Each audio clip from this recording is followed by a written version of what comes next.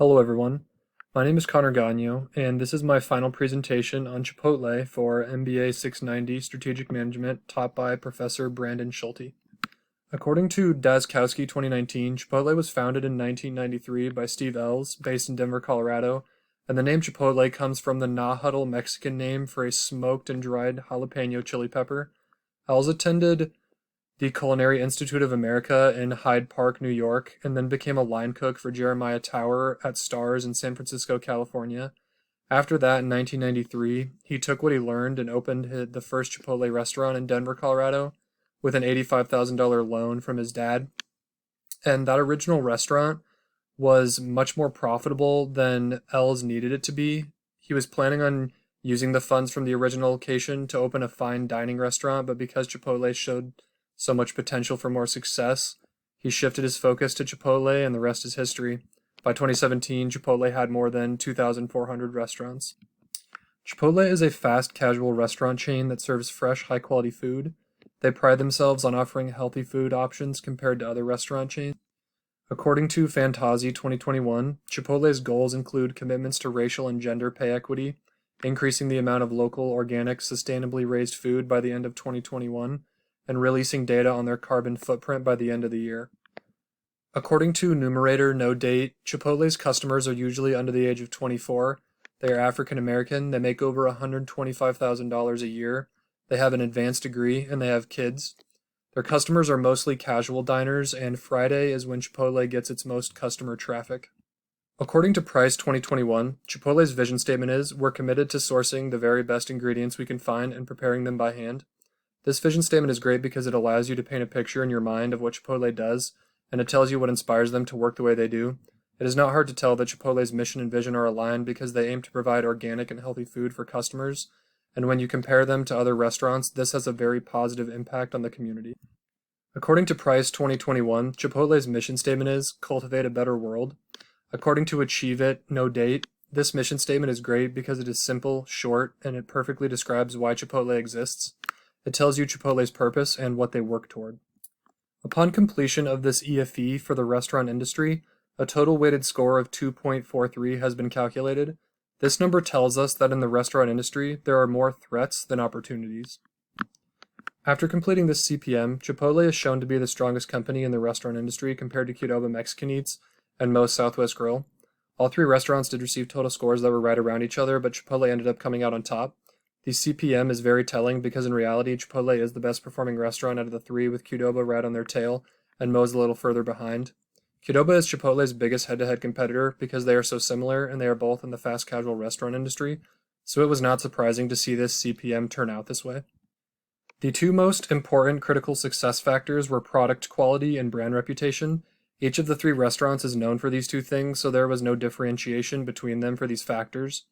All three restaurants make quality food that attracts customers to their locations every day. All three restaurants also have good reputations when it comes to things like food quality, customer service, and cleanliness. Chipotle separates itself from the other two because of categories like financial profit and customer service.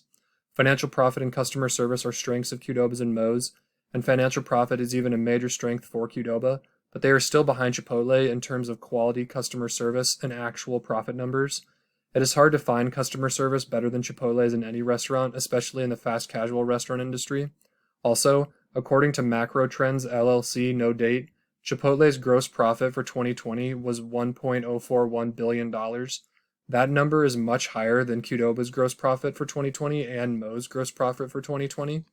Without a doubt, these companies compete fiercely head-to-head, but Chipotle continues to be the top dog among them.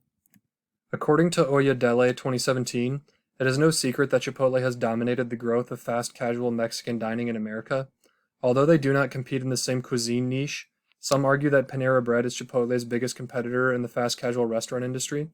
Panera serves sandwiches, soups, and salads, and even though that is not Mexican food, Panera competes with its rivals like Chipotle by using fresh, additive-free ingredients.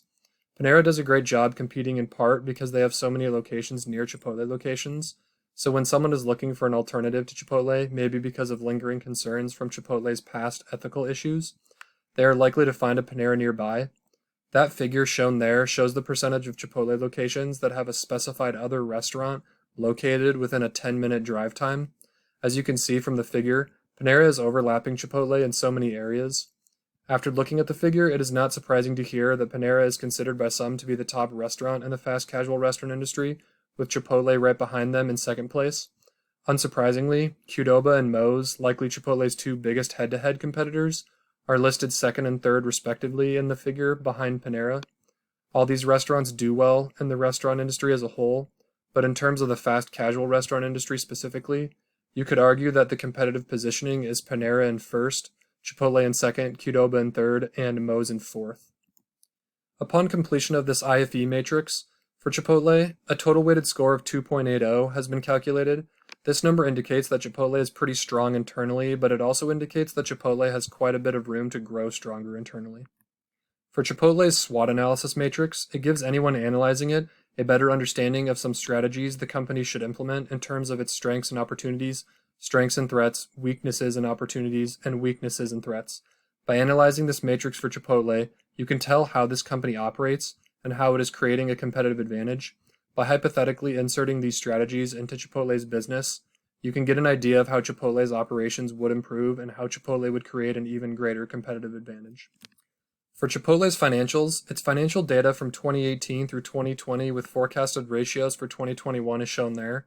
Of the 3 years, Chipotle experienced its best year in 2019 when looking at operating profit margin, net profit margin, and return on equity. Financial performances like these will appeal to investors.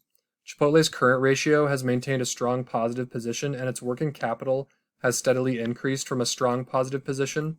Its assets have been greater than its liabilities, and its working capital has been a positive number. Both of these things indicate that Chipotle's financial health has been in a good position, and that it is setting itself up to continue this good financial health through 2021.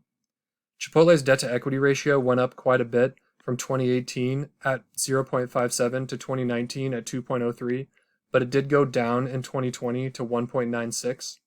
Reducing this number is important because it is important to investors. Their equity investments in Chipotle become riskier the higher Chipotle's debt level gets. Lastly, Chipotle's compound annual growth rate for net income for the 3 years was 26.31%. This number indicates that Chipotle's net income has had strong growth. This is another indicator of Chipotle's good financial health that will help the company in 2021 and beyond. When it comes to Chipotle's code of ethics, according to Chipotle Mexican Grill Inc. 2020, the 5 concepts it is based around are cultivating a better world through business with integrity, cultivating a better world for their employees, cultivating a better world by serving exceptional food, cultivating ethical business practices everywhere they work, and cultivating better communities. From these concepts, you can tell, as Chipotle's mission statement says, its purpose is to cultivate a better world, and its values are: the line is the moment of truth, teach and taste Chipotle, authenticity lives here, and the movement is real. When it comes to Chipotle's ethical issues, most of them stem from the restaurant providing unsafe, poor quality food. This is not good to see because, according to Chipotle Mexican Grill Inc. 2020, Chipotle says they ensure safe quality food and they stand by their motto of food with integrity. According to Burfield 2015, around October 2015, 53 people in 9 states got sick with E. coli 026 because of Chipotle, and 20 of them had to be hospitalized. And Chipotle closed all 43 of its locations in Oregon and Washington to sanitize and try to find the source of the E. coli. But when they posted notices on these restaurants' doors, they said the problems they were having were with the supply chain or with equipment. Not long before this, 5 people got sick with the same pathogen because of a Chipotle restaurant in the Seattle area. In August of 2015, 234 customers and employees got norovirus because of a Chipotle restaurant in Simi Valley, California, where an employee was infected. In August and September of 2015, 22 locations in Minnesota sickened 64 people because of salmonella-tainted tomatoes, and 9 people had to be hospitalized. In late November 2015, norovirus struck again when 140 Boston college students got it from a nearby Chipotle location. Then 16 more students and 3 healthcare staff got it from the victims. This Boston College outbreak happened because a sick employee was not sent home, even though Chipotle started offering paid sick leave in June. According to Fickenshire 2020, eventually, Chipotle had to pay a $25 million fine to settle criminal charges because some of their restaurants sickened more than 1,100 people from 2015 through 2018 due to lax food safety practices. There are 3 reasons why Chipotle's code of ethics does not align with these ethical issues discussed. First, in their code of ethics, Chipotle says they ensure safe quality food, and based on the sicknesses they have caused, this is not the case. Second, in their code of ethics, Chipotle says they are committed to providing complete and accurate information to the public, but when they had to close locations because of an E. coli outbreak they caused, they posted notices saying they were closed due to problems with equipment or the supply chain, not because they caused an E. coli outbreak. Third, in their code of ethics, Chipotle says they protect the health and safety of their employees, but when an employee was sick once, they were not sent home, even though they had paid sick leave, which caused an outbreak of norovirus.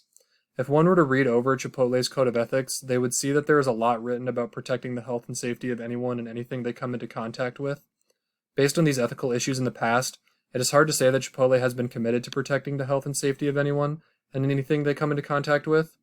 For Chipotle, the key now and for the future is to stand by that commitment through their actions, and in recent years, it seems as though Chipotle is doing a much better job of that. For my recommendations for Chipotle based on its financials, do a better job of taking advantage of people having to stay home during the coronavirus pandemic. This means offering more digital-only menu items. According to Chipotle Mexican Grill Inc. 2021, on March 11, 2021, Chipotle started offering a new customizable handcrafted quesadilla as a digital-only menu item on the Chipotle app and at chipotle.com. Creating more digital-only menu items to sell during this pandemic while so many people are forced to buy Chipotle's food digitally will surely boost Chipotle's financials. Chipotle's digital order division would explode in the coming months if they started offering more digital-only menu items. Second, Chipotle should open more locations in college towns where there are no current Chipotle locations. Chipotle has tons of potential to invest in new ventures and to grow even more as a company. They are in a good position financially to try opening more locations. College towns would be perfect for these locations because college students love Chipotle. They are drawn to Chipotle because they can get their food quickly, the food is healthy and of high quality compared to other restaurants, and the food always tastes great. Third, Chipotle should try employing even more of a differentiation strategy at certain locations to see how sales change. According to University of Minnesota Libraries Publishing 2016, a company following a differentiation strategy attempts to convince customers to pay a premium price for its good or service by providing unique and desirable features. The message that such a firm conveys to customers is that you will pay a little bit more for our offerings, but you will receive good value overall because our offerings provide something special. Chipotle is already doing a terrific job of convincing customers to pay a little more for its food items because they offer something special. Chipotle could test increasing the prices of certain food items at certain locations to see if it increases sales. If it does, it is something they could consider for more locations to improve their bottom line. If it does not work out, that is okay because Chipotle has the cushion to try things like this. For my recommendations for Chipotle based on its ethics, Chipotle should make sure every employee understands the company's Keeping It Real test. According to Chipotle Mexican Grill Inc. 2020, the test consists of employees asking themselves these three questions. Is it legal? Is it consistent with our code of ethics and our values? And if it became public, am I sure it would not harm Chipotle's reputation? If an employee can answer yes to all three questions, they are likely keeping it real and they are okay to proceed. Second, in their marketing and advertising, Chipotle should make it known that according to Chipotle Mexican Grill Inc. 2020, they were the first national restaurant brand to strictly use meat from animals raised responsibly and to create and maintain commitments to organically and locally grown produce. They should also make it known that they were the first national restaurant brand to disclose the GMO ingredients in their food and to prepare their food strictly using non-GMO ingredients.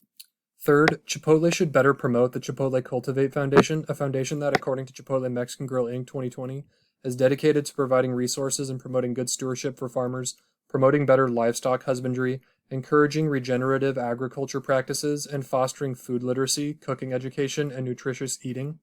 More people knowing about this foundation would shine a better light on Chipotle as a whole, so better promoting it would help Chipotle's brand reputation.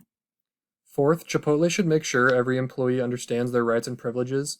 Every employee understanding this would help to prevent something like the Boston College norovirus outbreak from ever happening again. After all the debacles that Chipotle has had, preventing the spread of sickness from employees to customers should be at the top of Chipotle's list for things they should want to do. Fifth, Chipotle should make sure every employee understands how they can report any code of ethics violation. This is important so employees know they can immediately report anything wrong, like an employee being sick at work or something not being right about an ingredient. This will help Chipotle to avoid issues they've had in the past, like the spreading of pathogens to customers and employees. It will also help when something slips through the cracks because Chipotle will be able to stop it before it turns into a massive problem. Here are the references cited throughout this presentation, along with a reference for the picture used in the title slide. Thank you for taking the time to watch this presentation.